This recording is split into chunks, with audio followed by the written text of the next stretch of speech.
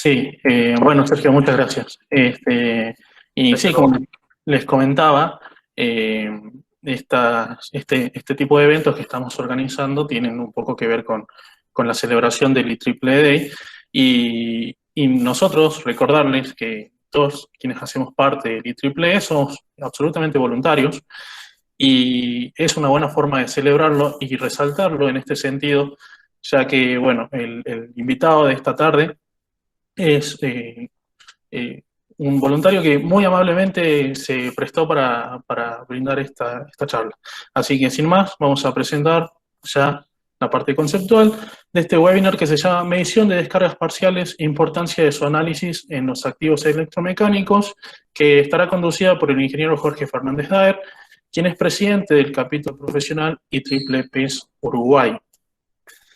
Vamos a conocerlo un poco más. Es egresado de la Facultad de Ingeniería de la Universidad de la República en Uruguay en el año 1987 con el título de Ingeniero Industrial Opción Electrónica. Cuenta con 40 años de actividad laboral, siempre relacionado con ensayos, mediciones e investigación y desarrollo en áreas de media tensión y alta tensión. Su actividad principal ha sido y es el diagnóstico del equipamiento eléctrico en media y alta tensión. Actualmente es presidente del capítulo de potencia de IEEE, como les mencionaba, e instrumentación y medidas en Uruguay. Ha sido presidente de la sección uruguaya del IEEE y presidente a nivel global de la Instrument and Measurements Society, IMS. Ha desarrollado actividad docente tanto en Uruguay como en diversos países de Latinoamérica y también ha trabajado en diversas empresas del ramo eléctrico. Y actualmente es socio director de CIEA Ingeniería Eléctrica, una empresa dedicada al desarrollo de proyectos de ingeniería. Muy bien, sin más, ingeniero, su turno. Bueno, muchas gracias. Muy buenas tardes a todos. En principio quería agradecer a Rodolfo, a Sergio y al resto del equipo, que supongo que hay atrás de ustedes, por la invitación. La verdad que me siento muy honrado. No es la primera vez que estoy con ustedes. Esta es la primera vez que lo hacemos virtual, ¿no? Pero ya tuve alguna oportunidad de estar presencialmente ahí en su ciudad. Así que bueno, sin más, vamos a empezar. Me dan un minutito que estoy habilitando la presentación. Bueno, la idea de la charla de hoy es por lo menos darles una primera introducción a lo que tiene que ver con las descargas parciales en equipos eléctricos de media tensión y alta tensión. Obviamente se podrán imaginar que en una hora y media no podemos profundizar mucho, pero bueno, vamos a tratar de hacerlo lo más ágil, ameno posible. También algo que tiene que ver con un comentario que hacía Sergio hace un ratito, ¿no? Acá vamos a ver cosas que probablemente en las universidades no vemos, ¿no? Hay muchas cosas que se aprenden en campo, haciendo, ¿no? Sin obviamente renegar de lo que uno aprende en facultad, ¿no? Simplemente que en facultad le da unas herramientas muy buenas y después uno en la actividad laboral tiene que empezar a especializarse. En particular, el tema de descargas parciales, si bien es un fenómeno conocido hace décadas en el mundo, ¿no? Por lo menos acá en nuestra región, en Latinoamérica, y en base a la experiencia que yo he tenido de haber recorrido varios países, es un tema que no tiene mucha antigüedad. Tampoco es nuevo, no estamos descubriendo la pólvora recién ahora, ¿no? Latinoamérica tiene antecedentes, pero más recientemente, ¿sí? Bien, para empezar un poco a nivelar conocimientos, realmente desconozco qué experiencia tiene cada uno de los asistentes a la charla de hoy, así que por lo menos vamos a arrancar con lo bien básico para que todos entiendan, aún los que no saben de qué se trata, ¿no? Primero vamos a ver de qué se trata este fenómeno, ¿no? Son siempre pequeñas descargas, por eso se dice, se usa el nombre de descargas parciales, ¿no? No son descargas francas entre un electrodo y otro, eso ya sería una descarga bruta que rompe el dieléctrico, ¿no? Porque estas son pequeñas descargas, ¿no? Causadas por ruptura del dieléctrico en lugares muy localizados, ¿no? Como dice ahí, cortocircuitan parcialmente la aislación de un equipo, ¿sí? Y se producen en burbujas, huecos, ¿no? Son siempre defectos de la aislación, ¿no? Que están causados ya sea por procesos de fabricación o incluso por el envejecimiento normal del equipo, ¿sí? La presencia de descargas parciales, cuando uno mide o detecta descargas parciales, eso nos está dando una evidencia de que tenemos alguna degradación en la aislación, ya sea líquida o sólida, ¿no? El fenómeno se presenta en los dos tipos de aislación. ¿Qué es lo que tenemos? A ver, nosotros para poder detectar o medir algo tenemos que medir algo que sea verificable, que sea tangible de alguna manera, ¿no? Entonces, primero hay que entender cuáles son las características de las descargas. Cuando se produce una descarga, se producen emisiones de distintos tipos, ¿no? En esta transparencia estamos viendo algunas de las emisiones, ¿no? Ya sean pulsos electromagnéticos, señales acústicas, pero a altas frecuencias, no son audibles. Nosotros los seres humanos no las escuchamos, ¿no? No confundir con el típico efecto corona que una vez está acostumbrado cuando pasa en las cercanías de una estación de alta tensión o una línea de transmisión, escucha ese ruido como a frito, ¿no? No, ese es efecto corona y es audible. El caso de las descargas parciales no es audible, por lo menos en etapas más incipientes, ¿no? Luz visible, obviamente si es en la superficie o en el exterior, en el interior de un aislante no podemos ver esa luz, ¿no? Radiación infrarroja, toda descarga, ustedes saben muy bien que produce una disipación de energía. Bueno, esa disipación de energía, de calor, ¿no? Puede ser observada como radiación infrarroja, aunque después cuando veamos algún caso práctico real, ya cuando uno detecta descargas parciales a través de radiación infrarroja es porque el defecto ha caminado bastante tiempo, ¿no? Y finalmente también residuos sólidos, siempre y cuando se puedan ver, ¿no? Sobre todo en la superficie de las aislaciones, no en los interiores, ¿no? Bueno, ¿y en qué lugares, en qué equipos podemos encontrar las descargas parciales? En realidad, en cualquier tipo de aislación, ¿no? Ya sea, como dice ahí, aire, aceite, sólida o GIS, ¿no? GIS son equipos aislados en gas a presión, y generalmente aparecen por encima de los 3 o 4 kilovoltios, capaz que un poquito menos, pero no en baja tensión. Este es un fenómeno que no se ve en baja tensión. Se precisa cierto nivel de tensión para que se manifieste el fenómeno, ¿sí? Por más de que en baja tensión podemos tener aislaciones que también tienen huecos, rajaduras, etcétera, ¿no? Pero el fenómeno no aparece, ¿vale? El fenómeno aparece recién desde los 2, 3, 4 kilovoltios para arriba. En equipos de cualquier edad, por ejemplo, no quiere decir que un equipo por ser 0 kilómetros, nuevo, recién salido de fábrica, no tenga descargas parciales. Tal es el ejemplo, por ejemplo, de máquinas rotativas. Las máquinas rotativas, como los grandes generadores en los alternadores de las centrales de generación, o los motores de media tensión, etcétera, ya naturalmente cuando nacen con descargas parciales. Y no es un defecto, en realidad en ese caso es una característica de la construcción. Es imposible hacer un bobinado estatórico de un alternador o de un motor que esté libre y exento de descargas parciales. Por eso, y capaz que ustedes lo conocen pero no saben el por qué, las aislaciones de las máquinas rotativas de media tensión, aparte de tener la resina epóxica, esa que ustedes conocen, que es color marrón o rojo, ¿ah? Tiene una carga de silicio, básicamente. Se le pone a propósito en esas máquinas porque son las que soportan las descargas parciales, ¿ah? Otros equipos no, por ejemplo, un cable de aislación seca XLPE no puede tener descargas parciales cuando está a 0 kilómetros, ¿no? Y lo mismo a favor de aislación seca, ¿no? Hablando más concretamente de equipos, algunos ya mencionamos, ¿no? Pero en el caso de celdas metálicas de media tensión, celdas prefabricadas, ¿no? Cables XLPE, cables de aislación seca, ¿no? Transformadores, ya sea inmersos en aceite o de aislación seca en resina epóxica también, máquinas rotativas, lo acabamos de mencionar, y por supuesto también en aisladores, ¿no? Como ven, la gama de productos en los cuales puede aparecer es bastante amplia, ¿no?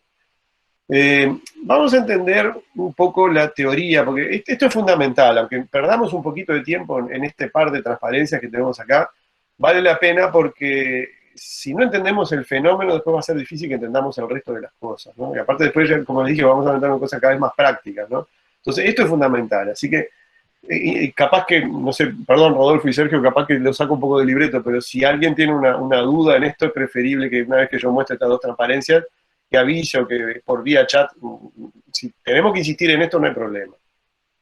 Bien, vamos a ver, acá tenemos, déjenme activar, ay perdón, vamos a mostrar el puntero como láser, que creo que se ve mejor, ahí deben estar viendo mejor ustedes.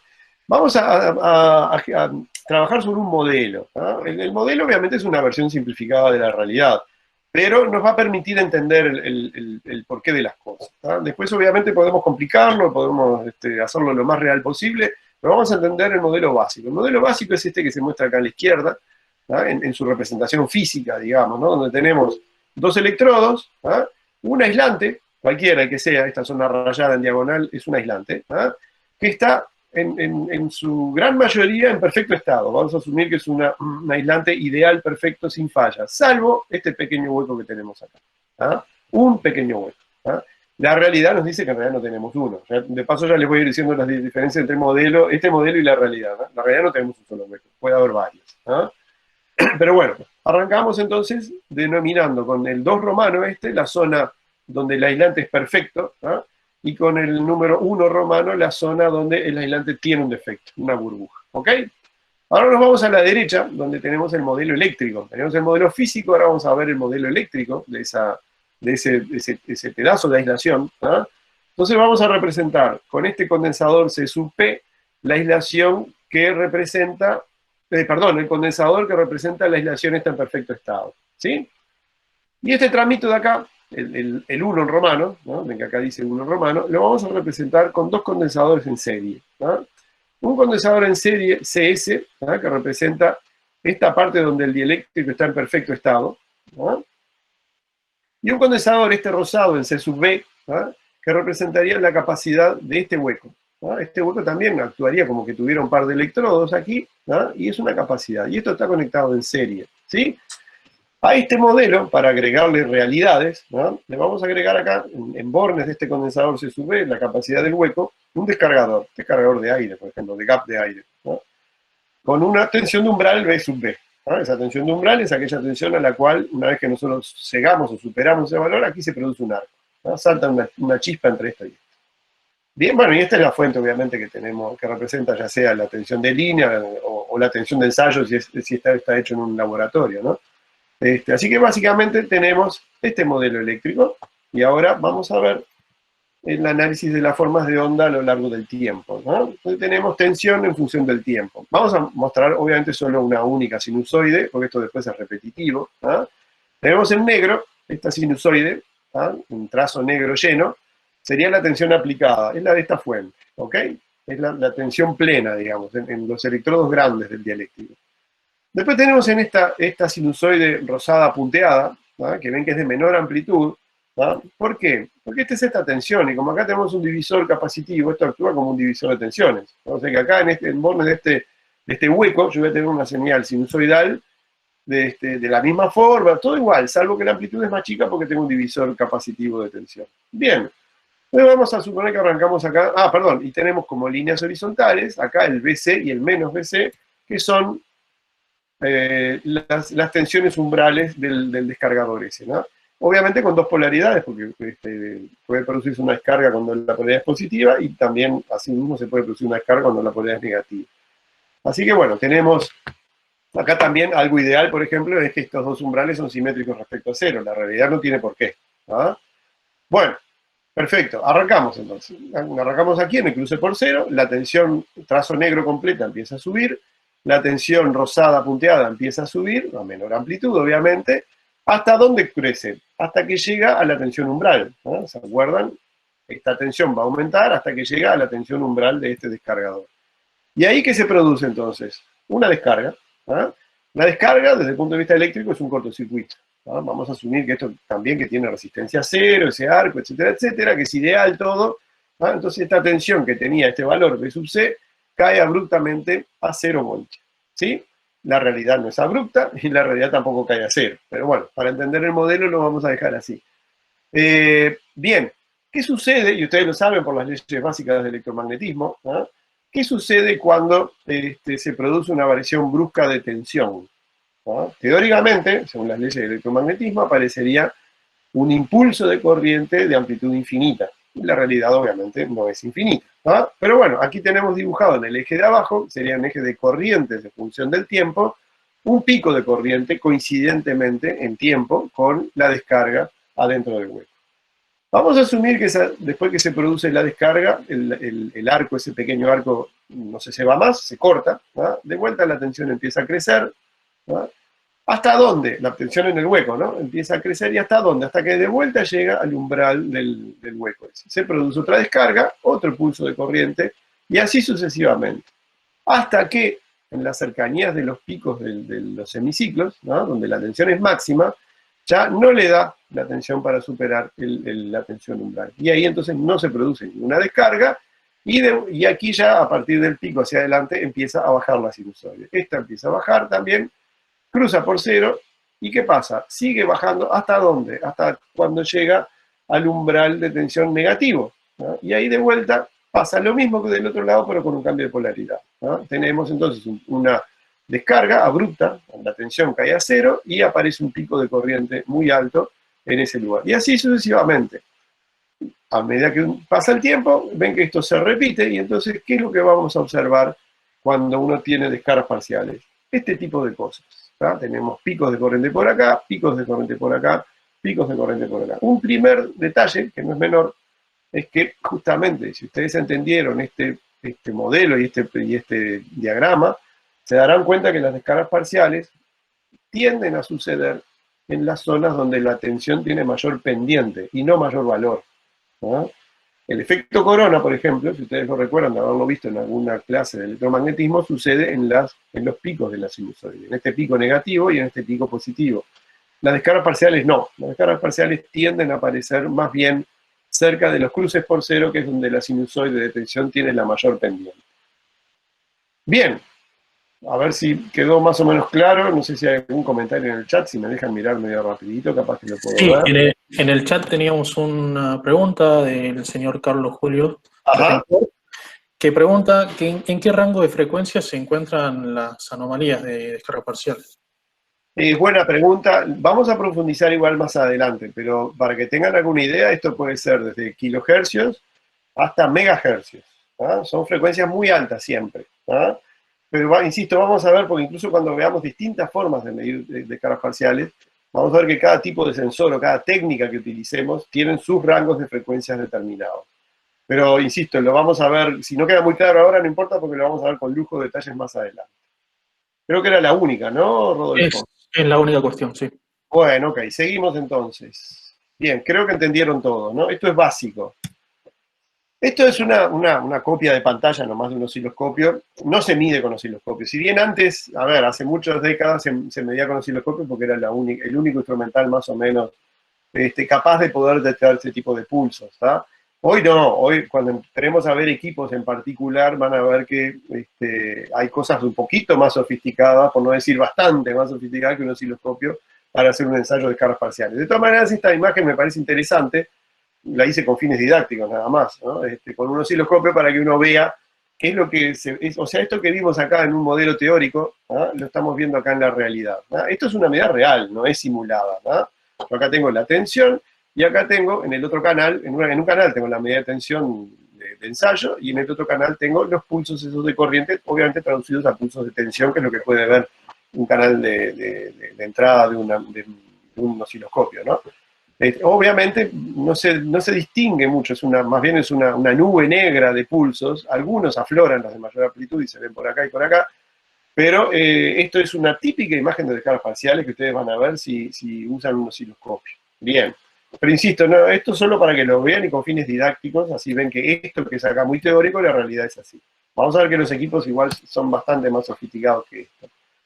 Bueno, los tipos de defectos, ¿ah? Hay distintos defectos en las aislaciones, ¿ah?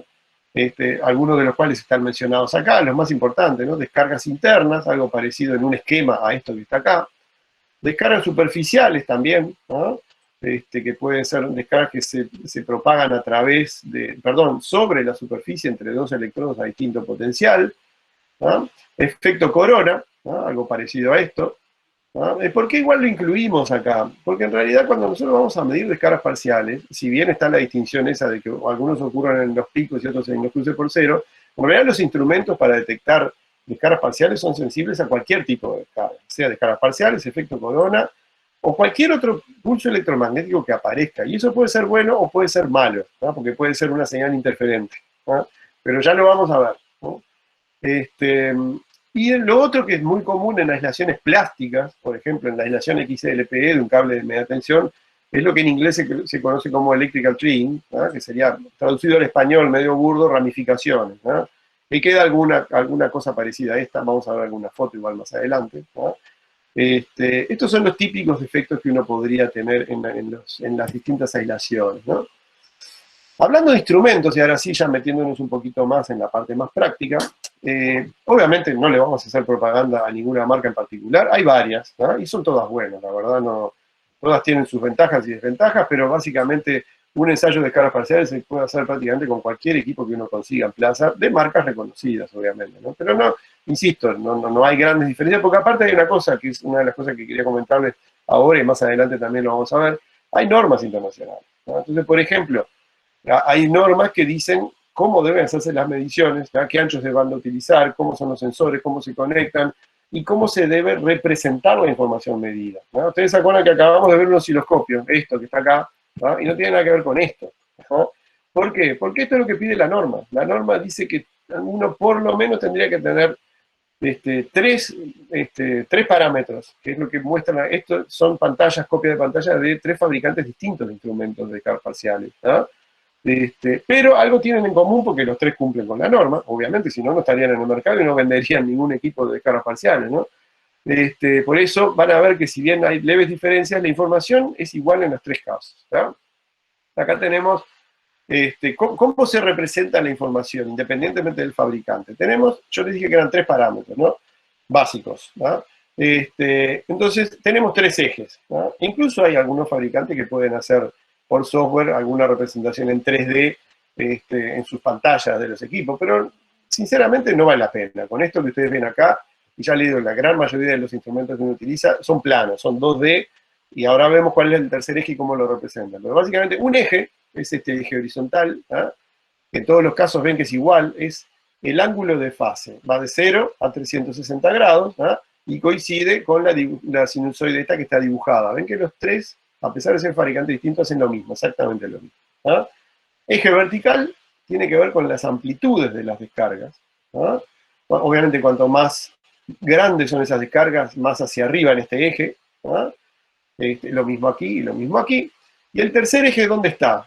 En el color, ¿no? Como no se puede dibujar, o esta gente prefiere hacerlo en 2D, el tercer eje se le da, la información del tercer eje se da en una codificación de colores, ¿no? Entonces ven acá que tienen generalmente alguna barrita de colores, acá también tienen otra barrita de colores, no la tiene, pero está en el manual, de todas maneras se sabe cuál es, ¿no? Y simplemente, cuanto mayor es este valor en el tercer eje, más frecuentemente ocurren esas descargas. Entonces, ¿qué quiere decir esto cuando uno mira una información de descargas parciales, ¿no? Obviamente la amplitud preocupa, ¿no? Cuanto más grandes son las descargas, peor es, ¿no? Pero no es solo eso lo que nos interesa saber. Nos interesa saber también en qué ángulo de la sinusoide de la frecuencia industrial la tenemos, ¿no? ¿Dónde caen esas descargas? Cerca de los cruces por cero, cerca de los picos, etcétera, etcétera, etcétera, ¿no? Entonces, por eso está la información también del ángulo de fase. Y otro valor que para mí es uno de los más importantes es cuán repetitivos son esos pulsos. Porque si es un pulso que, por más que tenga una amplitud enorme, pero cayó una vez y no apareció nunca más. Por ejemplo, a ver, vean este esquema de acá de la izquierda. Este puntito que está acá, es un puntito, ¿no? Y es color negro, ¿no? Esto quiere decir que, ok, hubo un pulso, sí, de esta amplitud, uno solo, en todo el tiempo de registro, ¿sí? Entonces, ¿esto es importante? Y no, la verdad, no. A mí me preocupan más cuando son, por ejemplo, acá en este caso, grandes amplitudes, ¿no? Y aparte una alta tasa de repetición. Esto sí es importante, ¿no? Por eso, aparte ya se están dando cuenta que la forma de interpretar también esta información de un ensayo es tremendamente gráfico, ¿no? Y aparte el ser humano, el ojo, por suerte, y el cerebro, ¿no? Tiene una facilidad increíble para poder reconocer patrones visuales distintos, ¿no? Muy bien. Otras empresas, ¿no? Hacen que también, no está recogido exactamente en las normas, pero sí en otro tipo de publicaciones, aún no se han incorporado en las normas, pero suponemos que a la larga se va a terminar incorporando. Hay otros equipos, otro instrumental, que no solo hace esta representación que ustedes ven acá, sino que, por ejemplo, si llega a ser un sistema trifásico, ¿no? Dibuja los 3 fasores, ven que dice L1, L2, L3, ¿no? Y permite, obviamente precisa 3 sensores distintos, ¿no? No es el caso de esto, acá en realidad puede ser un único sensor y que haga un ensayo monofásico, ¿no? Pero si yo tuviera 3 sensores, tengo que cambiar la representación, obviamente. Entonces la representación gráfica es sobre cada uno de estos fasores, ¿no? Este equipo dibuja la concentración de descargas parciales, ¿no? De vuelta, por ejemplo, este que está acá cerca del neutro, vendría a ser el neutro, importa poco, porque en realidad son de poquita amplitud, muy baja, están todas en el neutro, probablemente esto hasta puede ser ruido que vino de afuera, ¿no? Porque aparecen las 3 a la vez. Esta no, por ejemplo, este recuadro 3 tiene que ver con la fase L3, este recuadro 1 tiene que ver con la fase L1, y acá tenemos distintas agrupaciones que tienen que ver con la fase L2. Esto podría interpretarse, bueno, puedo tener descargas parciales en las 3 fases, de distintas características, e incluso, si ustedes ven la simetría respecto del fasor, si está de un lado quiere decir que son más predominantes en un semiciclo que en el otro. O sea, son formas distintas de representar la información, ¿sí?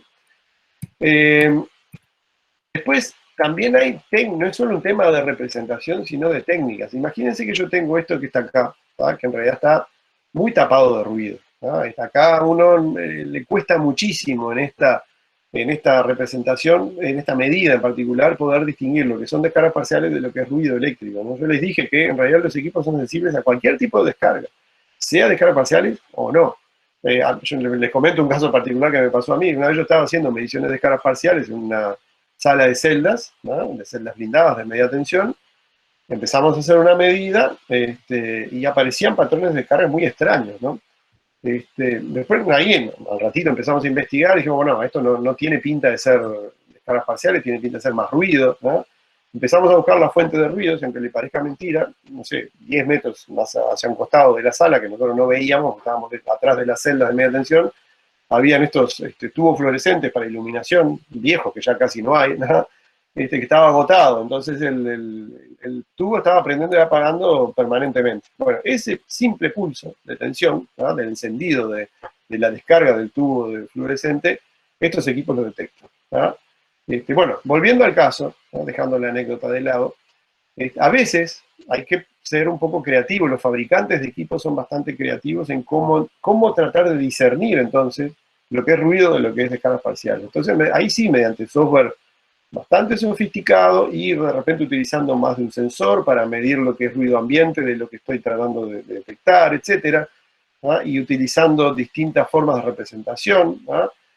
Por ejemplo, en este caso particular hay un fabricante que puede distinguir esto original, ¿no? que es todo junto ruido, ¿no? me está tapando las descargas parciales, ¿no? mediante un discernimiento en frecuencia, por ejemplo, puede detectar ¿no? una descarga parcial interna ¿no? y una descarga parcial superficial. ¿no? Pero obviamente estos equipos requieren o algún sensor adicional o adicionalmente también software sofisticado con distintos algoritmos de filtrado, etcétera, etcétera. No alcanza con un simple filtro pasa abajo, pasa banda, etc. Si bien puede ayudar, no siempre es así. ¿no? Por eso los algoritmos de separación, digamos, de lo que es ruido a descargas, pueden llegar a ser cosas muy sofisticadas. Bien, vemos acá entonces algunos tipos de defectos. ¿no? Obviamente no vamos a poder recorrer todos los defectos que podemos encontrar a lo largo de nuestra vida laboral haciendo ensayo porque es demasiado, ¿no? Pero para que tengan algunos ejemplos y sobre todo para que se den cuenta de lo tremendamente gráfico que es esto. ¿no? Acá tenemos, por ejemplo, un patrón de descargas ¿tá? de un defecto que son varias descargas en ranuras internas. Ven que parece como que tuviera distintas sinusoides. ¿no? Acá tenemos, es más, esto es una superposición de defectos. Puede haber, no es poco común que pueda haber más de un defecto a la vez. Bueno, acá tenemos descargas superficiales ¿no? Y descargas en ranuras internas. ¿no? El técnico que hace el ensayo o el que diagnostica el equipamiento tiene que tener la suficiente experiencia como para poder discernir las dos cosas. ¿no? Este es un típico patrón también de la pérdida de referencia a tierra, cuando hay un elemento que perdió su referencia a tierra. Esta medida nosotros la hicimos si bien el dibujo acá muestra más bien la salida de barras en un alternador, ¿no? Por ejemplo, a nosotros nos pasó encontrar este mismo patrón de pérdida de referencia de masa en un divisor capacitivo que se utiliza en celdas de media tensión para los indicadores de tensión en el frente. ¿Vienen esas luces que indican que hay tensión en barra? Generalmente se utilizan divisores capacitivos de tensión. Este divisor capacitivo en particular tuvo una falla interna y ese divisor dejó de ser divisor, era un elemento flotante. ¿no? Bueno, acá aparece un típico patrón de descargas parciales de elementos flotantes. ¿sí? Bueno, Acá, obviamente, con los tres defectos simultáneamente, vemos la superposición de los tres dibujos, ¿no? Los tres patrones de descargas, ¿no? También puede pasar que las aislaciones envejecen naturalmente, ¿ah? Por ejemplo, como yo les dije, en máquinas rotativas, es normal que tenga descargas parciales, aún siendo 0 kilómetros, y puede tener un envejecimiento térmico normal y también aparecen descargas parciales, algo parecido a esto. No necesariamente es un defecto, ¿no? Lo que hay que tener en cuenta también es que este tipo de fenómenos, ¿no? Cuando uno hace un ensayo de descargas parciales, más que, si bien, a ver, no digo que no sea importante tener valores absolutos, obviamente que son importantes, ¿no?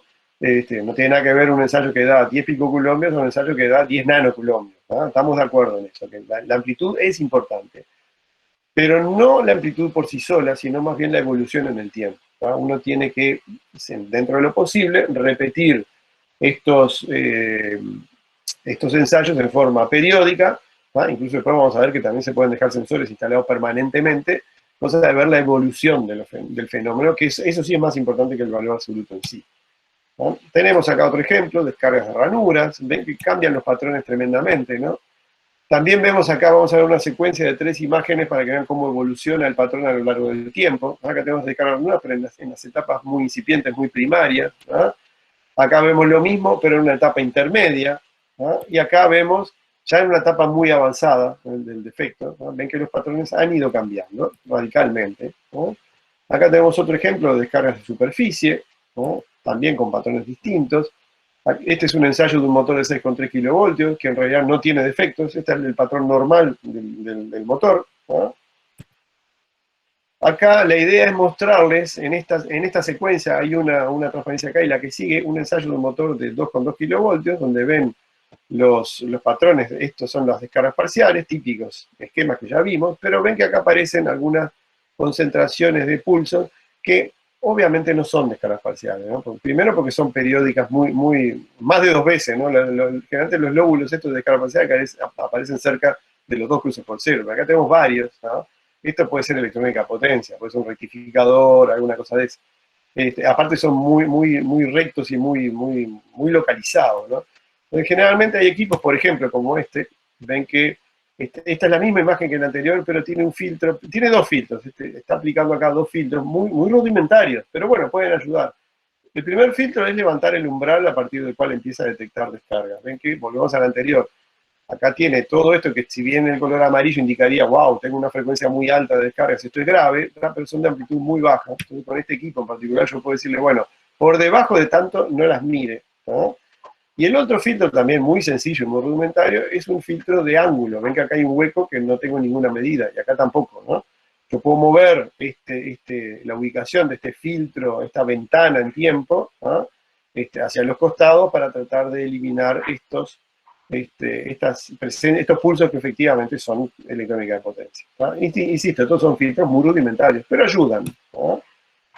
Bueno, esto ya lo mencionamos, es el caso del divisor capacitivo con pérdida de masa, ¿no?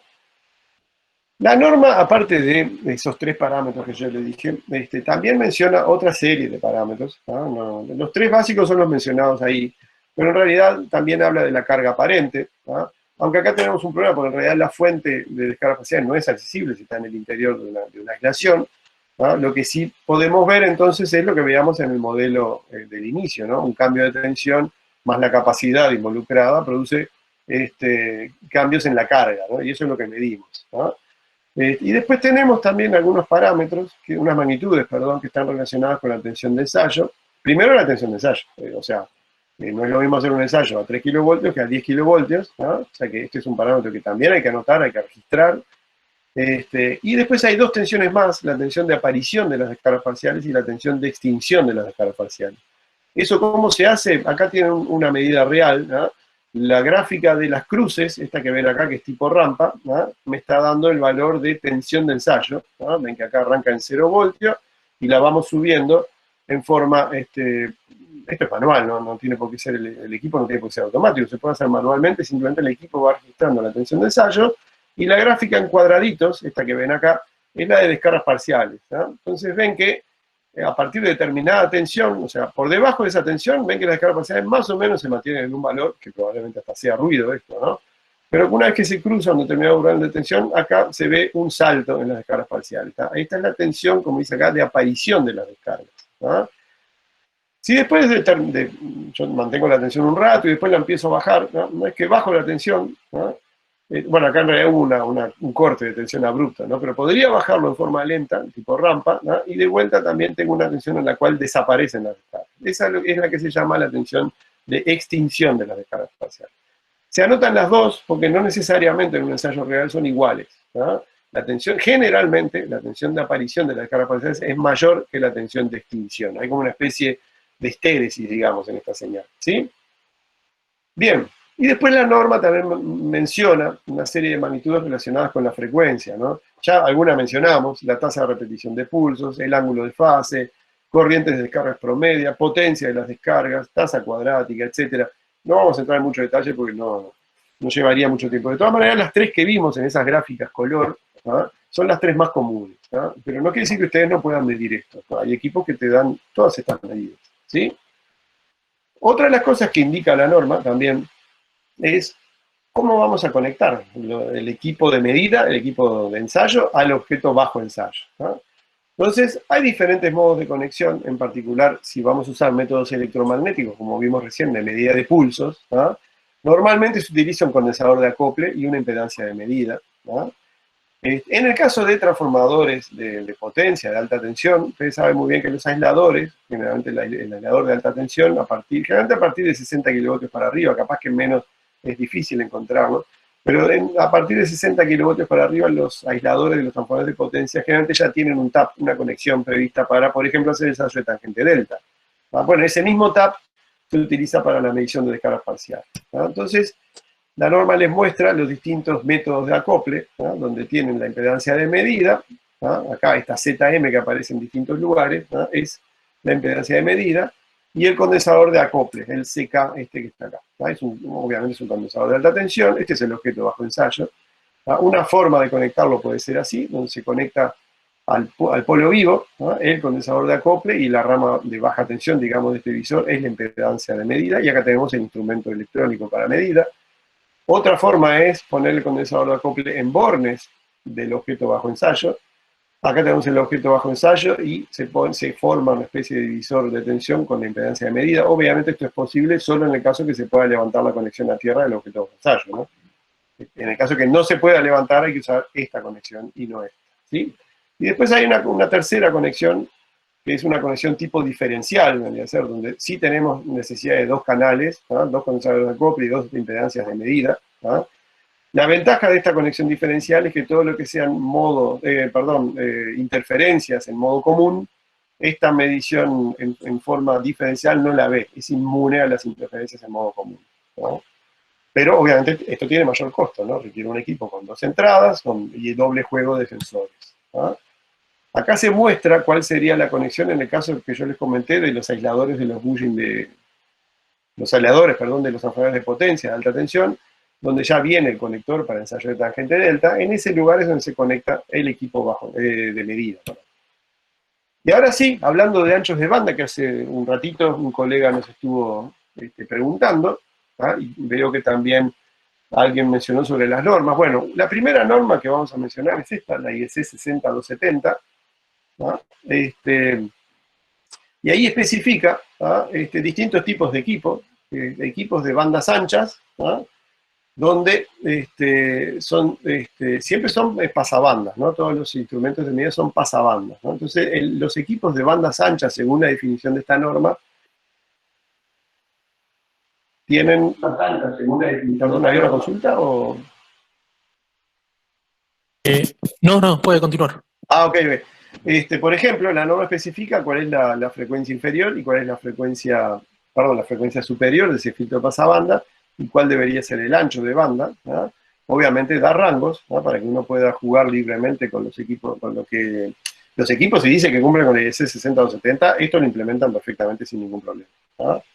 Y también esa norma especifica los equipos de banda angosta, donde ahí da la frecuencia central a la cual se debería sintonizar ese filtro pasabanda, y cuál es el ancho de banda. ¿Ven? Acá tienen entonces un poco los rangos de frecuencia que se utilizan. Ven que a lo sumo estamos hablando de 1 MHz acá, ¿no?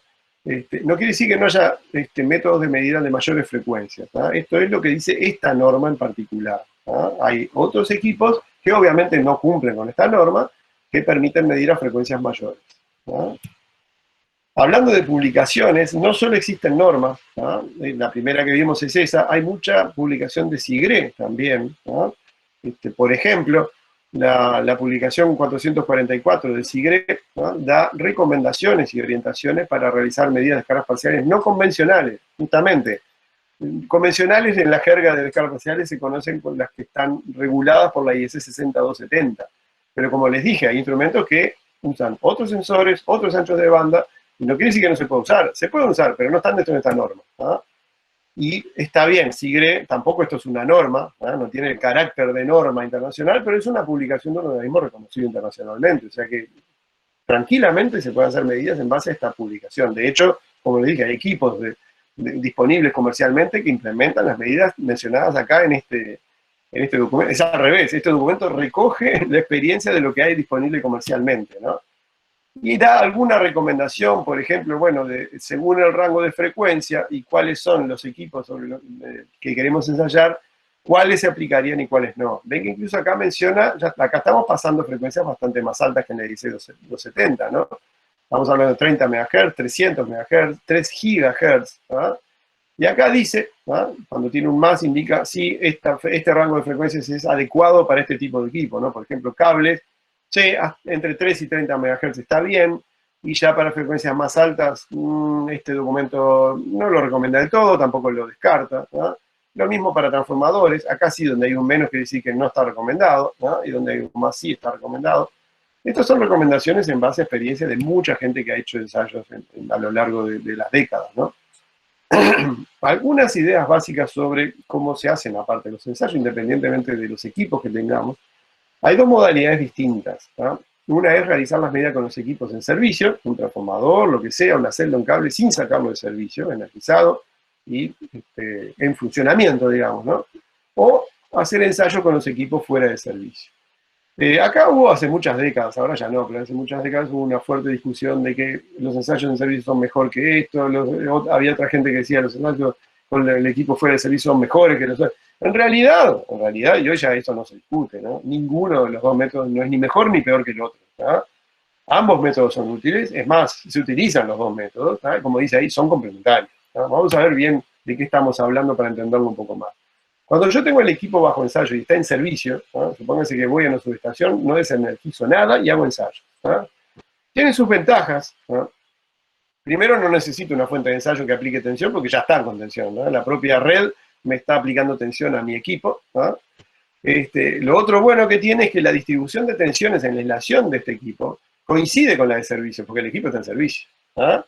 Y lo otro bueno, sobre todo ahora en estos momentos que tenemos mercados muy exigentes, ¿no? Esto es un tema más económico que técnico, no se interrumpe el servicio. Entonces, evito que a la distribuidora, a la empresa de generación o a quien sea, ¿no? Reciba multas porque tuvo que sacar de servicio algo para hacer un ensayo, ¿no? Ahora tiene sus desventajas también, ¿no?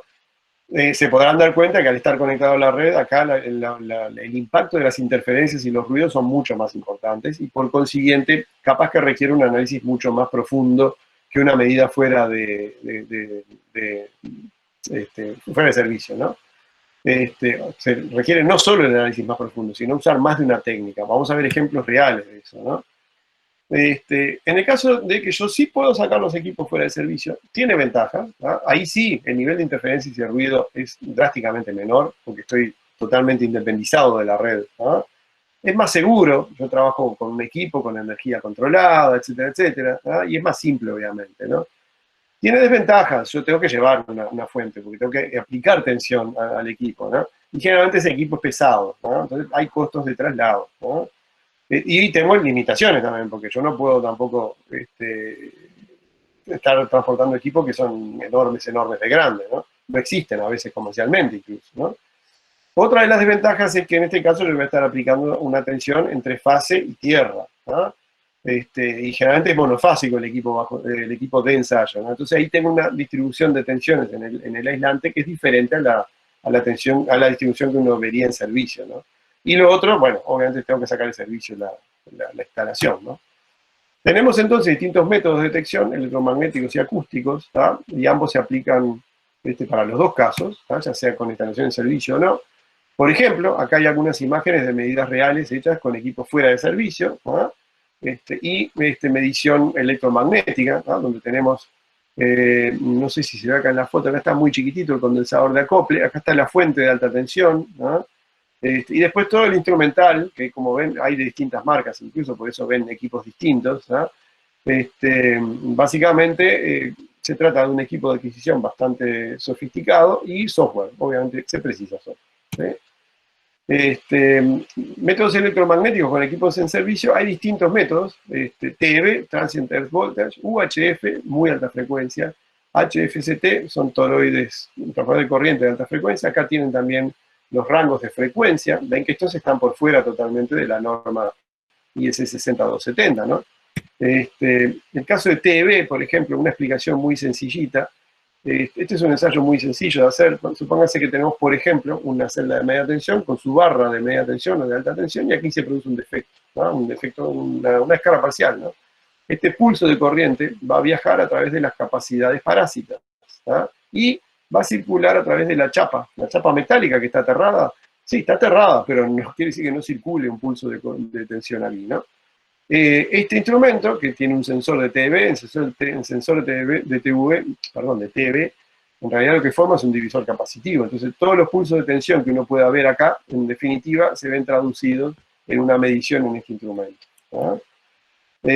Acá tienen un ejemplo de un equipo que mide señales de ultra alta frecuencia. Esto es como una especie de antena, es directamente una antena. Acá no se ve, toda esta caja es metálica, del otro lado está la abertura donde está la antena. Uno enfoca esa esa cara de esta caja hacia el lugar donde quiere medir, ¿no? Acá tenemos la otra técnica que habíamos mencionado, los toroides de alta frecuencia. Estos son transformadores de corriente que miden los pulsos de corriente que habíamos mencionado, ¿no? Simplemente se ponen estos alrededor de cables, descargas a tierra, etc. E incluso acá vemos algunas imágenes de, lo había mencionado algo hoy más temprano, ¿no? De instalación permanente de sensores, ¿no? Porque uno puede hacer dos cosas: o va con el equipo y lo mide en ese momento y nada más, ¿no? Con su sensor, su equipo electrónico, etc., ¿no? O esto otro, dejo los sensores ya instalados permanentemente y simplemente voy con mi cajita electrónica, mi equipo de medida, y lo conecto a una caja de bornes o algo parecido, ¿no? Lo otro, esto tiene que ver con la transparencia anterior. Justamente la tendencia ahora es pasar de esto, una evaluación periódica donde yo voy con un instrumental, hago mis medidas y me voy, ¿no? Puede ser una vez por mes, una vez, no sé, cada 10 meses, cada 12 meses, cada 6 meses, no importa, pero es discreto totalmente, ¿no? A pasar a esto, instalación de sensores permanentes, ¿no? Y simplemente a través de equipos electrónicos, software y comunicaciones, recoger los datos con la frecuencia que uno quiera, como dice acá, totalmente configurable, ¿sí?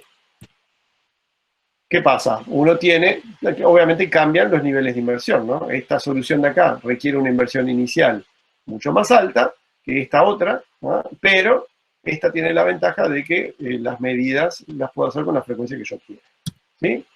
Y acá, por ejemplo, hay una imagen donde se muestran dónde se pueden instalar algunos de los sensores permanentes. En el caso de un transformador inmerso en aceite, un transformador de potencia, ¿no? Por ejemplo, podemos poner sensores no solo de cargas parciales, sino también de tangente delta, acá en los tabs de los bushing, ¿no?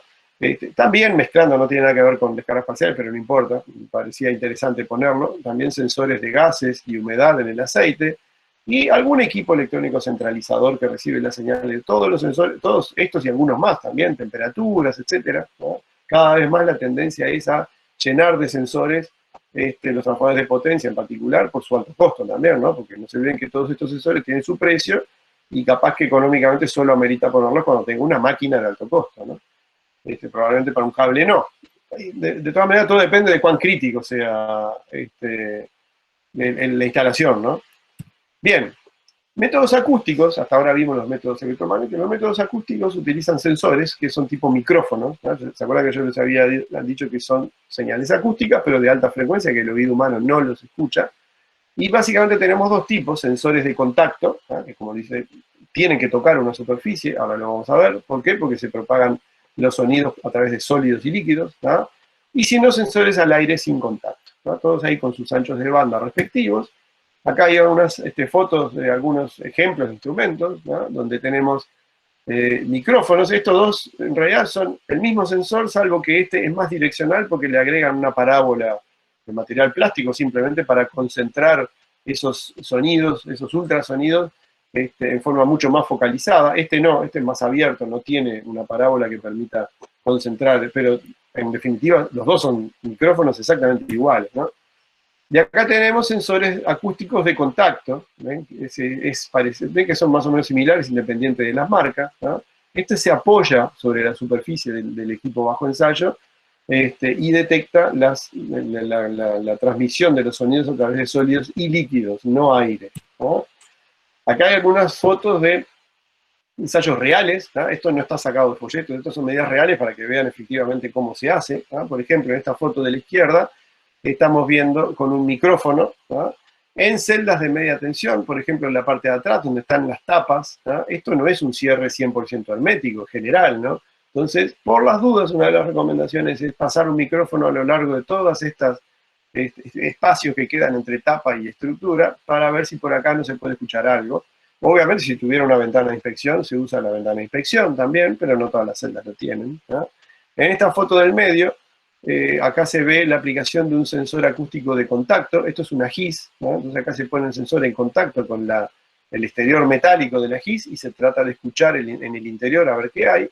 Y acá tienen un ensayo también acústico, pero con una parábola. Acá estamos tratando de detectar descargas parciales en bushings, en una estación de alta tensión. Aparte, por temas de seguridad, yo no puedo ir a tocar ahí, se podrán dar cuenta, ¿no? O sea que ahí se usa este tipo de sensor.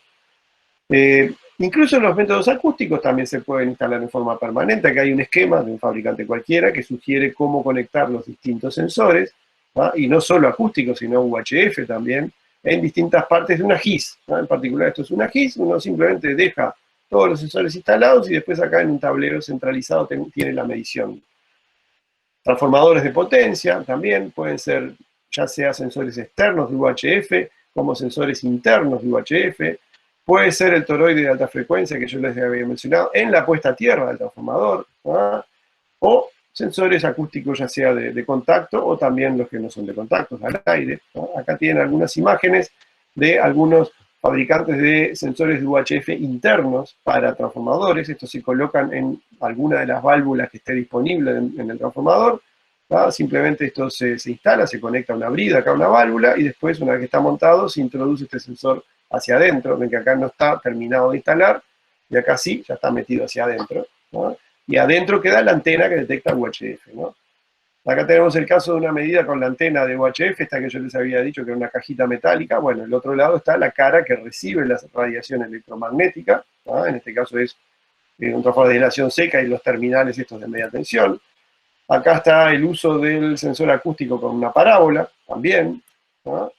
En la GIS tenemos distintas formas de hacer mediciones, acústicos, toroides de alta frecuencia en los cables.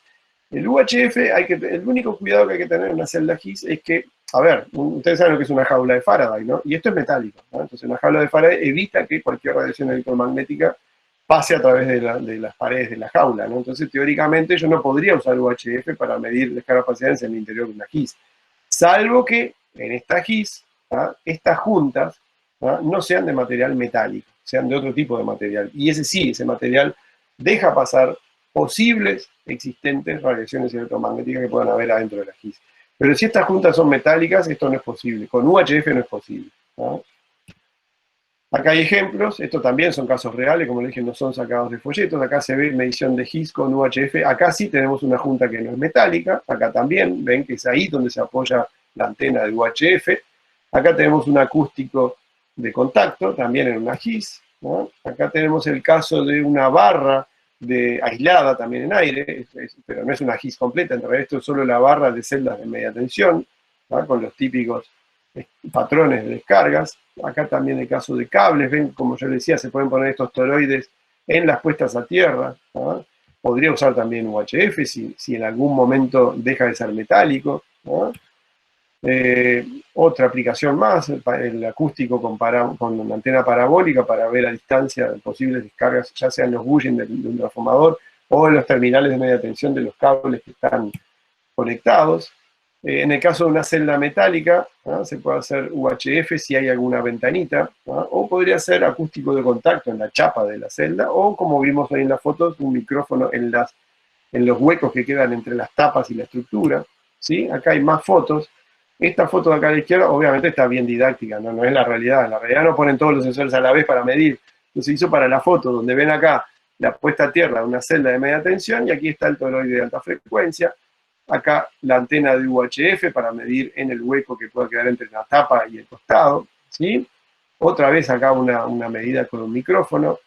Esta es la medida de TEV que habíamos visto hoy al principio de funcionamiento. En este caso particular, el sensor de TEV está adentro del equipo y simplemente se apoya para formar el divisor capacitivo, se apoya sobre la chapa de la celda, ¿no? Y en esta foto de acá, de la derecha, vemos el sensor acústico de contacto, también para celdas blindadas, metálicas. Bueno, y podemos seguir, como ven, cables, también se puede poner el toroide, no solo en la puesta a tierra, sino también sobre el cable. Ojo, acá sí hay que tener cuidado con la seguridad, ¿no? Porque acá podemos estar poniendo, o acá, por donde todavía tenemos la malla de tierra, o acá, donde aquí ya no hay aislación eléctrica, entonces hay que tener cuidado por los niveles de tensión que se manejan. Acá vemos el caso de medidas de descargas parciales con antenas de UHF, ¿no?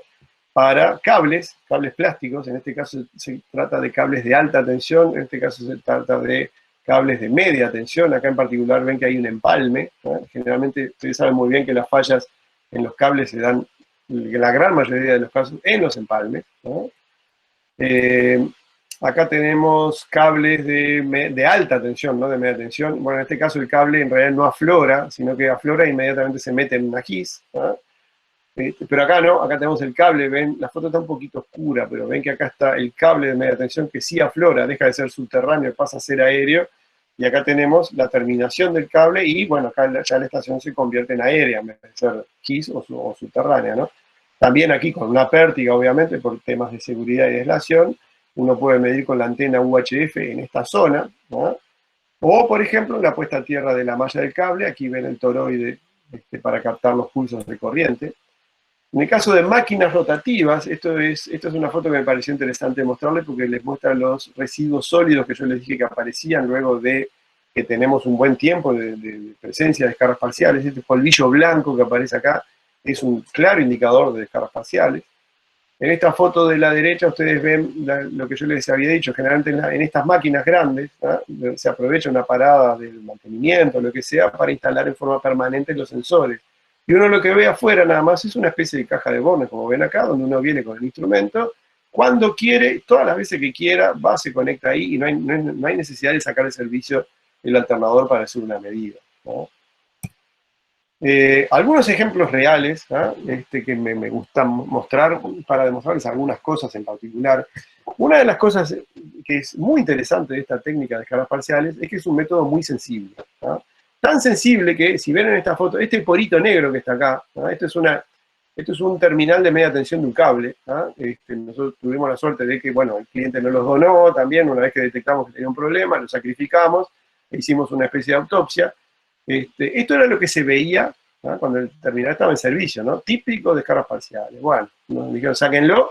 ¿Me lo puedo llevar? Sí, llévenselo. Lo abrimos, ¿no? Hicimos una disección tipo forense y encontramos este porito. Este porito, claro, esta foto está muy grande, ¿no? Pero en realidad es menos de 1 milímetro, ¿no? Apenas tenía este porito y ven que este método ya lo detecta, ¿no? Es muy sensible, ¿no? Es más, en este caso en particular, este terminal fue, yo conozco la historia, por eso se los comento, fue sometido a una sobretensión durante 6-8 horas, nada más, ¿no? Y ahí apareció esto, ¿no?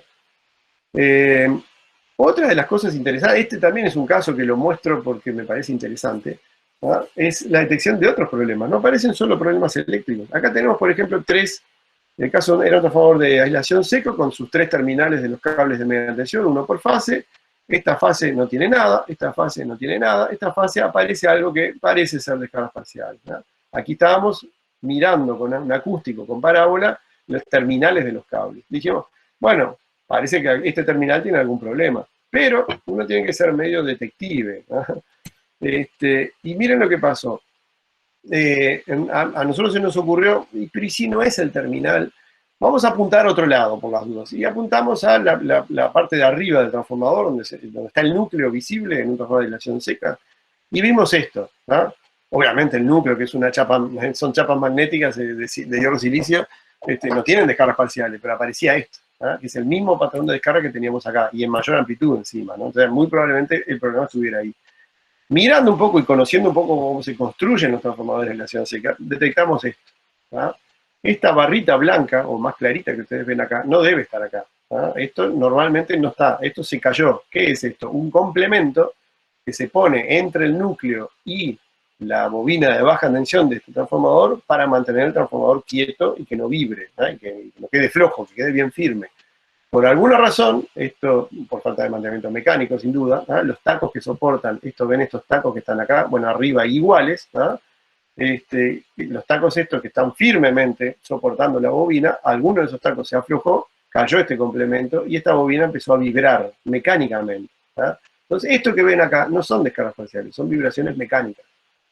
¿Por qué lo detectamos? Porque esto es acústico, ¿no? Y la vibración mecánica también produce ruido. No se escuchará, pero esto sí lo escucha, ¿no? Entonces ven que buscando descargas parciales encontramos un problema mecánico en un transformador, ¿no?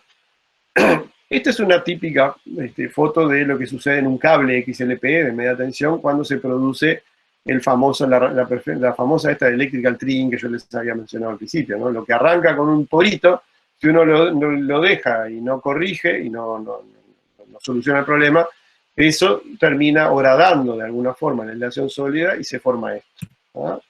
Acá tienen un ejemplo de transformadores de aislación seca donde pasó eso, ¿no? Ven, aquí ven que son típicas ramificaciones, parecen, ¿no? Acá se ve la parte inferior del transformador con los tacos, ¿no? Y acá tenemos las superficies de una de las bobinas. Ven que esto no es suciedad, ojo, esto no es que uno quedó polvillo, no, esto ya se limpió todo y lo que queda es esto que es daño superficial, ¿no? También la recomendación de usar más de una técnica cuando tenemos dudas, ¿no? Esto es acústico y esto, por ejemplo, es toroide de alta frecuencia.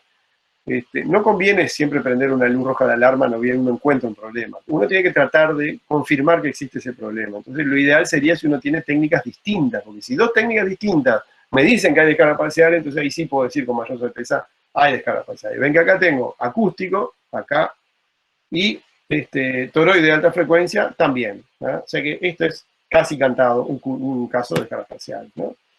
Esto también es didáctico, es para el curso, en realidad no les va a pasar en la realidad, ¿no? Pero bueno, aprovechamos que tenemos clientes muy amigos nuestros y nos dejan sacar fotos y hacer cosas, ¿no?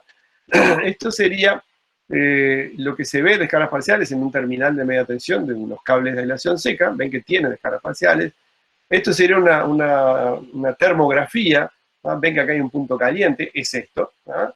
Obviamente, como les dije, primero lo van a ver con descargas parciales, cuando lo ven con la cámara termográfica, porque ya es tarde, ¿no? Y acá ven incluso, después que falló el terminal, le hicimos una radiografía, una placa de rayos X, donde se ve aquí efectivamente el problema que tenía ese terminal, ¿no? Un hueco ahí, una perforación. Uno de los últimos ejemplos que les voy a mostrar es el caso muy interesante, de un transformador. Vamos a ver primero el transformador, ¿no? También en servicio. Se hicieron mediciones con esto. Como esto es muy direccional, nos permitía ir rastreando, ¿no? Punto por punto de este bushing de alta tensión. Y encontramos descargas parciales acá. Es donde está instalado el transformador de corriente de esta fase, ¿no? Entonces, midiendo con la parábola, encontramos esto, ¿no? Y después hicimos para confirmar una medida con UHF, que también vemos que tienen los lóbulos estos, ¿no? Acá vemos, esta es la medición con la parábola y esta es la medición con el UHF, ¿no? Si bien es metálico, estas juntas, como les dije, no son metálicas, entonces fue posible medir en estas juntas. Y medimos también acá contra la cuba, contra la tapa de la cuba del transformador para ver si era más adentro, y acá no se detectó nada. Acá, donde está el elevador, no se detectó nada, quedó todo concentrado acá. Efectivamente, ese transformador tiene algún problema ahí. Y hablando de normas, y ya ahora sí, es lo último, si ya damos paso a las preguntas, ¿no? La IS 60270, la que yo les mencionaba hace un rato, ¿no? Que habla en general de la técnica de ensayo, ¿no? Cómo se miden, ¿no? Ya vimos que hablaba de sensores, cómo conectarlos, anchos de banda, ¿no? Hay una norma específica para máquinas rotativas, ¿no? Es la IEEE 1434, ¿no? Hay otra norma, la IEEE 400.3, que es específica para cables de media tensión, ¿no? Hay una norma, la C57127 de la IEEE, que habla exclusivamente de métodos acústicos para transformadores inmersos en aceite, ¿no? Acá les voy a mostrar algunas imágenes que están también en la norma esa. ¿En qué consiste esto? Porque está bueno detectarlo, pero también está interesante para ayudar a quien va a reparar ese posible defecto, tratar de localizarlo geométricamente, a ver dónde está ese problema dentro de un transformador. Acá se ven sensores acústicos, son los que se utilizan, ¿no? Como la forma típica de un pulso acústico, ¿no? Y también con un osciloscopio, obviamente esto es con fines didácticos, eso está en la norma para no hacerle propaganda a ninguna marca. Cómo es la propagación de los pulsos acústicos y los rebotes que puede haber adentro de un transformador, ¿no? Entonces, básicamente lo que dice la norma es conectar 3 sensores acústicos, ¿no? Tratando de respetar las 3 dimensiones, porque esto es volumétrico, obviamente, ¿no?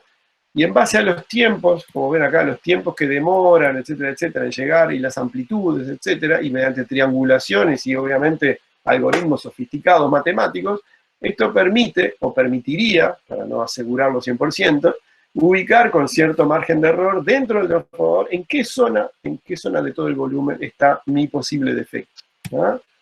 Acá tienen ejemplos de algunas curvas reales de algunos equipos. Obviamente esto sí requiere software, no se puede hacer a mano, porque los algoritmos son complejos, ¿no?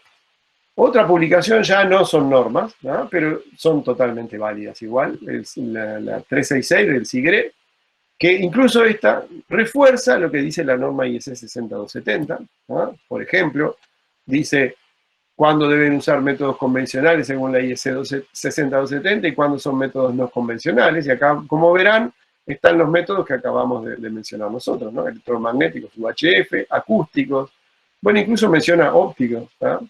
No lo mencionamos acá, pero podría ser. Acá incluso ven que el documento la 502, habla de la tensión de aparición de las descargas, algo que vimos hace un ratito también, ¿no? E incluso, por ejemplo, esta dice, bueno, yo hago un ensayo de tensión inducida en un transformador y aprovecho ese ensayo para hacer la medición de descargas parciales.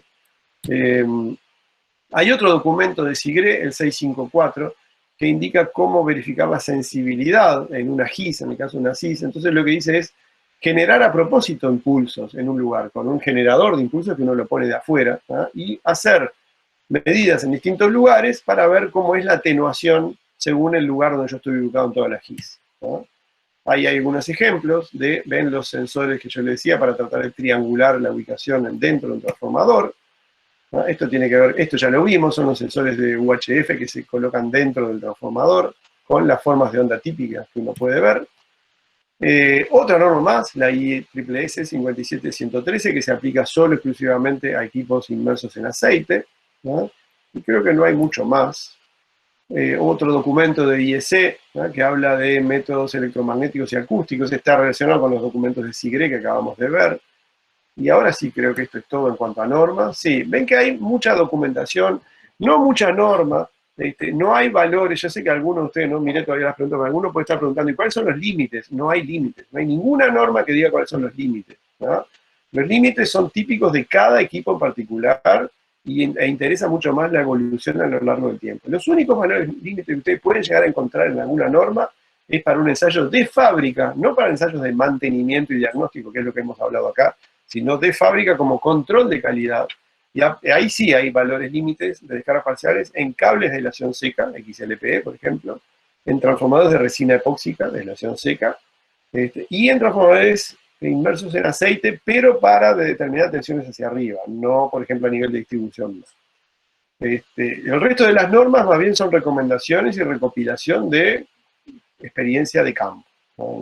Si ustedes esperaban que una norma les diga si esto me da más o menos que tanto está bien o está mal, no, lamento desilusionarlos, no la hay. Así que bueno, no sé, Rodolfo, Sergio, ¿arrancamos con las preguntas? Arranquemos con las preguntas. ¿Cómo no? Antes que nada, bueno, muchas gracias por su tiempo, por la presentación. Y una notita al pie, felicitarlo por el Día del Ingeniero en Uruguay, hace poquito fue, el 12 de octubre. Tenés razón. Muchas gracias. Sí, había tomado el dato por la colación de los ingenieros en 1892 en el Teatro Solís, para que vea que sí se la... Es cierto, tuvimos yo no pude ir porque estaba en el interior, pero bueno, Sí, fue nuestro día, efectivamente. Muchas gracias. Así que bueno, también si hay algún ingeniero uruguayo entre los asistentes, también lo saludamos. Y otra cuestión, bueno, que este evento tiene la excusa de celebrar los 2 años que usted estuvo justamente en Tucumán, en el evento que en ese momento fue el WESIS 2018, con su presentación de transformadores realmente muy, muy interesante y enriquecedora. Y en ese tiempo nos quedó corto el tiempo es tirano, pero bueno, ahora queríamos tenerlo un poco más, aunque sea virtualmente. ¿Cómo pasa el tiempo? 2 años ya. Sí, y esperemos seguir contando con usted porque realmente siempre... Mucho gusto, con mucho gusto, sí, sí. Y ahora sí, bueno, damos paso a las preguntas. Tenemos varias consultas de parte del público. Lautaro Rossi preguntaba justamente esto que también lo mencionó en el T&D. ¿Cómo hacer para dar un veredicto del ensayo al ser tan visuales los resultados? ¿Hay un parámetro que dice, o que diga más bien si que el ensayo está bien o está mal? Es buena la pregunta, pero capaz que ya fue medio contestado con todo lo que fuimos viendo, ¿no? Claro, En realidad no hay un límite, ¿tá? Hay parámetros, sí, ¿tá? Pero no, o sea, vieron que nosotros hablamos de tasa de repetición, etcétera, etcétera, ¿no? O sea, hay parámetros, pero no hay límites, eso es lo malo, ¿no? Es tremendamente gráfico porque puede cambiar la forma, pero aparte, aunque no cambie la forma, uno tiene que ver cómo evoluciona con el tiempo. En realidad esa es la respuesta que podemos dar, ¿tá? Y acá es muy importante conocer muy bien el equipo bajo ensayo y es muy importante conocer el equipo de ensayo también, porque si yo no sé usar bien el equipo de ensayo, puedo estar recogiendo valores erróneos. La experiencia del operador aquí es fundamental, ¿no? muy bien. Gustavo Fernández Rivera pregunta, ¿cuáles son los métodos más recomendados para medir descargas parciales, tanto en cables de media como de alta tensión? Sí, algo vimos incluso en algunas transparencias de ahí con medidas reales, ¿no? Puede hacer, a ver, básicamente son dos métodos, ¿no? UHF, ¿no? Que creo que ustedes vieron alguna foto ahí donde íbamos recorriendo todo el largo del cable con una antena de UHF, ¿ah? O si no, el toroide de alta frecuencia conectado en la malla tierra, la conexión a tierra de la malla del cable, o sobre el cable mismo, ¿no? Siempre teniendo en cuenta las recomendaciones de seguridad. Pero esos son básicamente los ensayos que se pueden hacer, perdón, me olvidé de comentar, con el cable en servicio, ¿no? Si yo puedo sacar el cable fuera de servicio, entonces ahí cambia la cosa, ¿no? Ahí yo puedo usar lo que dice la norma IEC 60270, ¿no? Pongo una fuente externa de tensión y con un condensador de acople y mi impedancia de medida puedo medir descargas parciales, ¿no? Por eso las técnicas son distintas según si el cable tiene que estar en servicio sí o sí, o si lo puedo sacar de servicio. Pero esas son básicamente los dos grandes grupos de técnicas. Y a tono, digamos, con esta pregunta, Fernando Novelli consulta qué nivel de descarga se puede detectar, perdón, con método UHF o acústicos. Bueno, el mejor ejemplo es el que yo les mostré hace un ratito del porito ese en un cable, ¿no? O sea, defectos tan chiquititos como eso, ¿ah? Y luego de apenas 6-8 horas de sobretensión, vieron que la descarga parcial lo marca claramente, inequívocamente, ¿no? Por eso yo digo que es una herramienta muy potente por lo extremadamente sensible. Pero permítanme insistir, hay que tener experiencia, porque uno mide cualquier cosa acá, ¿no? Y yo creo que el otro ejemplo también, el de el complemento que se cayó en el transformador de acción seca, les demuestra que hay que trabajar con cabeza, más que banda ancha, cabeza ancha, diría yo, ¿no? La cabeza Sí, muy abierta. exactamente. Rosa María Carvajal pregunta, ¿los sensores para hacer las mediciones deben permanecer toda la vida del equipo para obtener datos constantemente o solo cuando haces el ensayo? Y en tal caso, ¿con qué frecuencia deberían realizarse? Buena pregunta. En realidad ya la contestamos, pero no importa. Vamos a responder de vuelta. Las dos, ¿no? Si uno quiere dejarlo en forma permanente, vieron la foto que yo le mostré en el caso de un alternador, directamente pone los sensores, obviamente aprovechando una parada, no lo va a sacar a propósito del servicio, ¿no? Se ponen los sensores y después pueden volver a servicio de la máquina y simplemente ustedes con la frecuencia que quieran van con el instrumento y se conectan a la caja de bordo. La otra opción es, bueno, no lo quiero dejar permanente porque capaz que no me da la plata para poner, supongo que si yo tengo 3-4 alternadores, tengo que poner 3-4 juegos de sensores, ¿no? Entonces, prefiero un solo juego de sensores, así ahorro dinero, ¿no? Pero ahora tengo que sacar el servicio. Ahí sí, tengo que sacar el servicio. Y la frecuencia, y la verdad, eso se los va a determinar la gente que está en operación, no la gente de mantenimiento. Yo si soy de mantenimiento, capaz que quiero sacarlo todos los días de servicio para ver qué está pasando con mi máquina. Pero la gente de operación no me va a dejar sacarlo. Entonces, en realidad la frecuencia en ese caso cuando no tengo sensores permanentes, la va a fijar operación, no mantenimiento. Y si mantenimiento tiene algo, va a ser más bien mantenimiento mecánico que eléctrico, porque siempre tiene más exigencias en cuanto a frecuencia un mantenimiento mecánico que un eléctrico, ¿no? Tenemos una pregunta de Ismael Rodríguez Pedragosa, aunque me gustaría que la pueda clarificar, seguramente la escribió en algún momento de la charla. Dice, ¿estos equipos pueden cuantificar las descargas o se utilizan siempre en los mismos puntos y se comparan tendencias respecto a una medida inicial? Me gustaría si puede clarificar sobre qué equipo está eh, haciendo referencia para que podamos contestarlo. La pasamos hasta que Ismael nos conteste. Ah, bueno, sí, sí, quedamos a la espera de que él habilite su micrófono, cómo no. Y vamos con Ángela Vera. Con respecto al método acústico y el ejemplo que dio, entiendo que tienen que ensayarse en lugares o zonas en las que no hayan ruidos externos o de ningún tipo, ya que podrían falsear el resultado. ¿Es así, digamos? Totalmente de acuerdo, sí, muy buena la pregunta de Ángela. Sí, por eso insisto con el tema de la cabeza ancha, ¿no? Así como ustedes deben saber que, por ejemplo, en termografía también pasa lo mismo. Si yo tengo un reflejo del sol, ¿no? Puedo estar midiendo un calentamiento que no es el que me interesa a mí. En descargas parciales pasa exactamente lo mismo. Si yo tengo un ruido que viene de otro lado, o por ejemplo, tengo algún otro equipo que sí tiene descargas parciales, está dentro de una sala, y el ruido que viene de ese equipo, que no es el que estoy midiendo en este momento, ¿no? Puede rebotar en las paredes de la sala, y yo lo puedo detectar. Por eso digo, cuando uno hace medidas de descargas parciales, tiene que actuar como detective, ¿no? Tiene que mirar desde distintos ángulos, tiene que mirar hacia las paredes, no al equipo, por ejemplo, tengo que medir hacia distintos equipos, si encuentro algo, tengo que tratar de acorralarlo, ¿no? Entonces sí, hay que buscar, y de repente capaz que un ensayo, si no encuentro ninguna descarga, me voy en 5 minutos, y si encuentro descarga me puede llevar 1 hora o 2, tratando de encontrar la fuente. Es tal cual dice ella. Perfecto. Tenemos entiendo un comentario de José Silva. Podría mencionar o si existen equipos para realizar monitoreo constante a distancia, subiendo los datos a red tipo protocolo IP. Sí, sí, efectivamente. Sí, sí, sí. Hay equipos disponibles de distintos fabricantes. Como le dije, no vamos a hacer propaganda de marcas, pero sí las hay. Sí, sí. Los costos pueden ser un poquito más altos, pero en general, los costos de los equipos de cargas parciales, sea permanente o no son de los equipos más baratos que uno tiene en su cuadrilla de ensayo de mantenimiento, ¿no? Pero existen, sí, claro que sí. Existen para monitoreo permanente en cables, en transformadores, en celdas, sí, en GIS, sí, sí. Gustavo Fernández pregunta nuevamente si se pueden detectar descargas parciales con bajas frecuencias. Todo depende de lo que Gustavo le llame baja frecuencia, ¿no? Ya vimos acá unas transferencias, los rangos de frecuencia, ¿no? Lo más bajo que se encuentra es con métodos acústicos en el entorno de los 40, 30, 40, 50 kilohertz, ¿no? Pero lo normal es trabajar siempre a frecuencias más altas. Muy bien. También Adolfo Parellada pregunta, respecto al procesamiento de las señales en la interpretación de los clústeres o tipos de fallas, ¿existen bases de datos disponibles al respecto?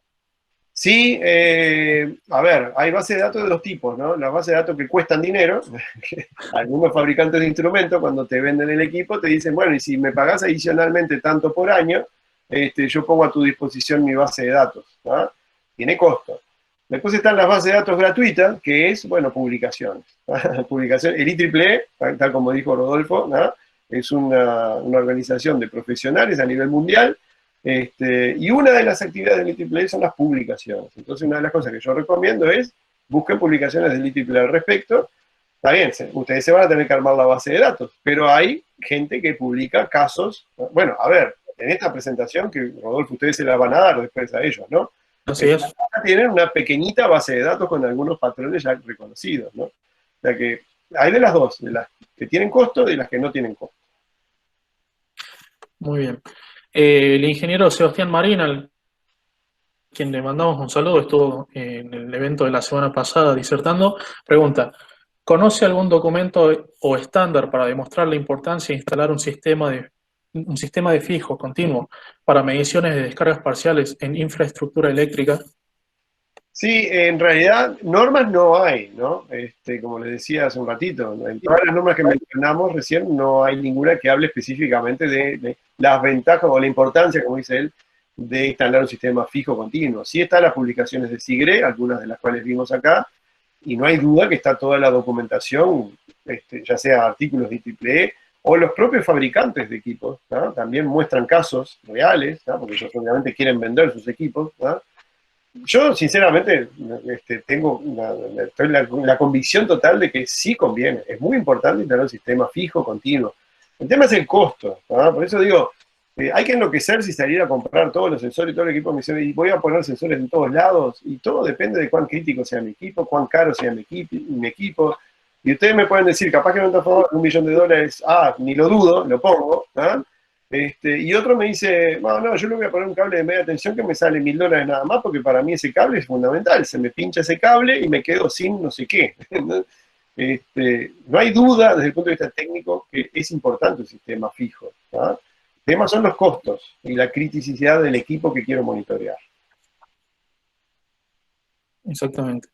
Bueno, Juan Viveros, más que nada, como recapitulación, pregunta cuándo hacer las mediciones y cuáles son los indicadores. ¿Cuándo hacer las mediciones? A ver, obviamente si es un sistema continuo, cuando quieran, ¿no?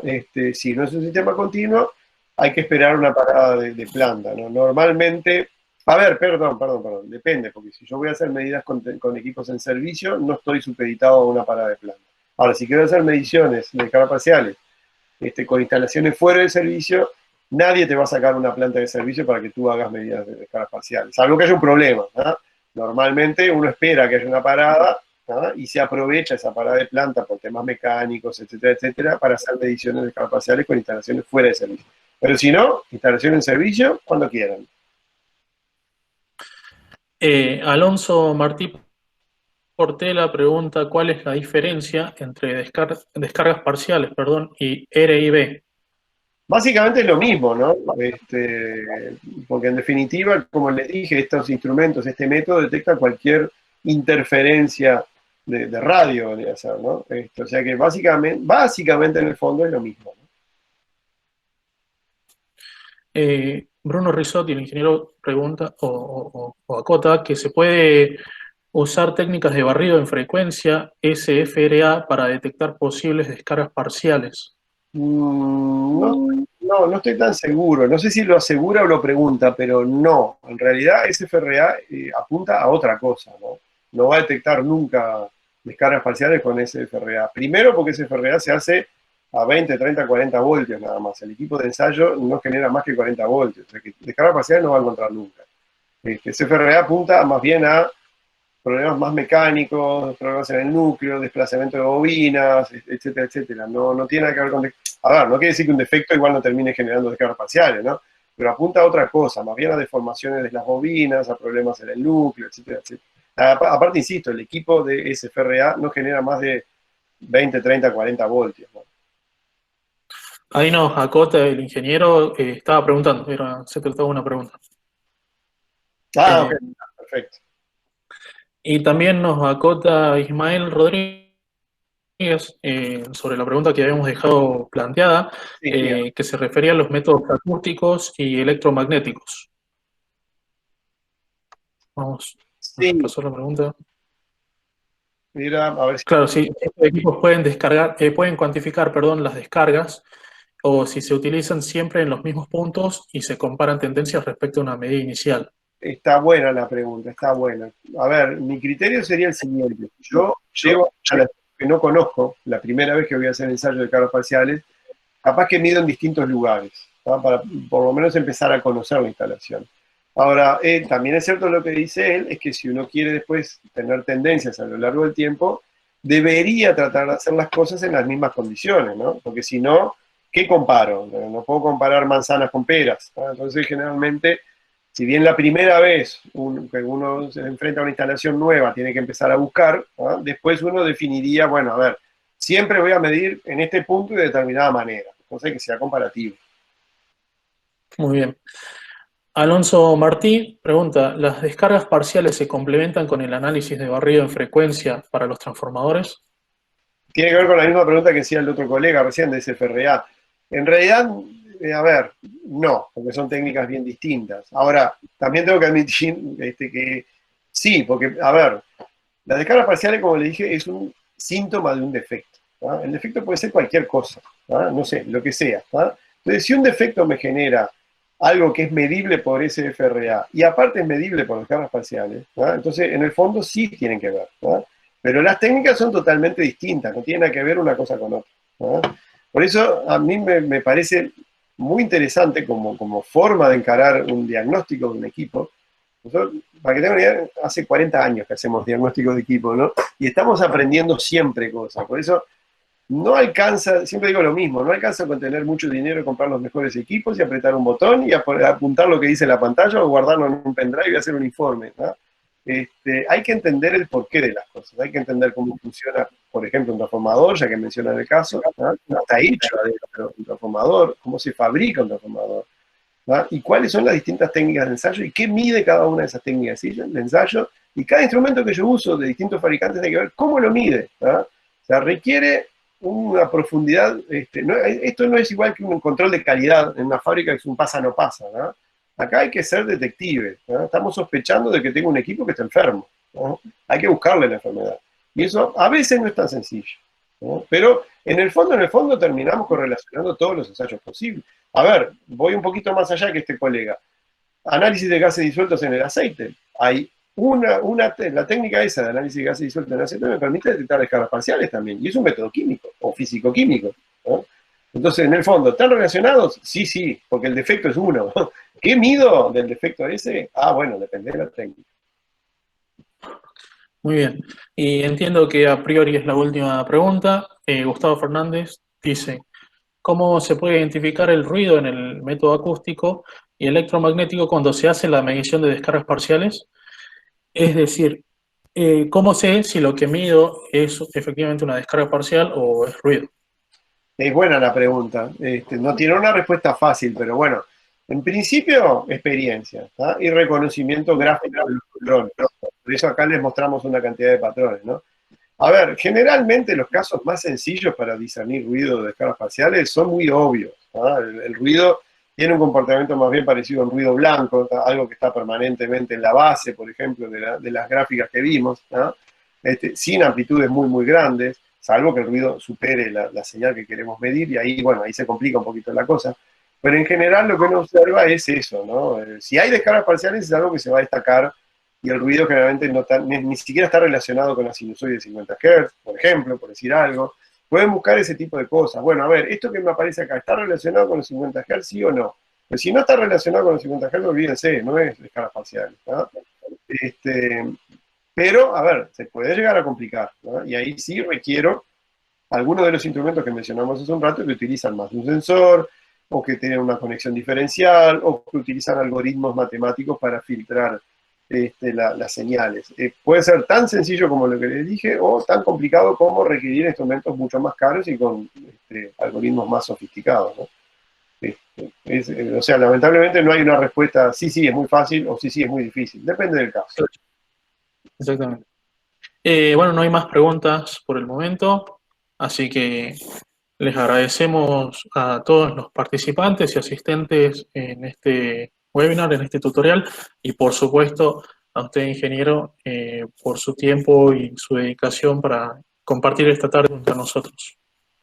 Al contrario, muchísimas gracias a todos ustedes. La verdad que la organización funcionó muy bien. Creo que salió todo perfecto desde el punto de vista técnico. Y la verdad, un gustazo volver a tener contacto con ustedes después de 2 años, ¿no? Y bueno, Sí. y a los asistentes también agradecerles por su tiempo. Todos dedicamos parte de nuestro tiempo en cosas que nos interesan. Así que bueno, espero que les haya sido de interés, les haya sido provechoso, y cualquier cosa estamos a las órdenes. Sí, muy productivo, ingeniero. Le agradecemos, como siempre, la muy buena predisposición que tiene. Y bueno, espero que pronto nos podamos juntar. Ojalá terminemos con esto del famoso virus que nos tiene a todos medio recluidos, ¿no? Sí. Así que también, bueno, también va un deseo a todos ustedes de que ojalá no tengan ningún problema con el virus. Cuídense y nos veremos en la próxima, donde sea y como sea. Así es. Les recuerdo a todos los participantes que, bueno, la semana que viene seguimos con este ciclo de webinars. En este caso con un webinar un poco más soft, que tiene que ver con los beneficios y alcances de la membresía y del voluntariado a través de IEEE. Así que bueno, desde ya están todos. Y recordarles también que vamos a estar compartiendo tanto la grabación de este evento que está siendo grabado, como las slides que amablemente el ingeniero Fernández Daer nos compartió.